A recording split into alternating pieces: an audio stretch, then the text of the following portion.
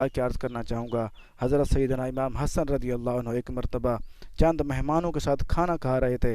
ایک غلام گرم شوربے کا پیالہ لا رہا تھا، اس کے ہاتھ سے پیالہ گرا، جس کی وجہ سے شوربے کی چھینٹیں آپ رضی اللہ عنہ پر آئیں۔ یہ دیکھ کر غلام گھبرایا اور شرمندگی بھرے لہجے میں عرض کی، اور غصہ پینے والے اور لوگوں سے درگزر کرنے والے آپ رضی اللہ عنہ نے فرمایا، میں نے معاف کیا ہے۔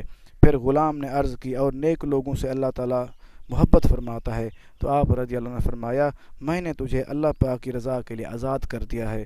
یہ روح البیان میں دیکھو، حضرت امام حسن علیہ السلام نے ہمیں یہ درس دے دیا، اگر کسی انسان سے کوئی غلطی ہو جائے اس کو معاف کر دینا چاہیے فوراً ہی، اور وہ انہوں نے غلام تھے اس کو بھی آزاد کر دیا۔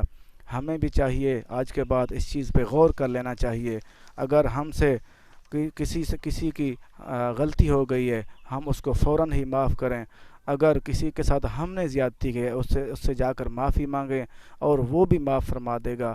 اس لیے اس وجہ سے اللہ کے نبی کے فرمان پہ عمل کرتے ہوئے ہم زندگی بہترین طریقے سے خوبصورت جی سکتے ہیں۔ اللہ پاک ہمارا حامی و ناصر و ہمیں عمل کی توفیق دے۔ اللہ حافظ۔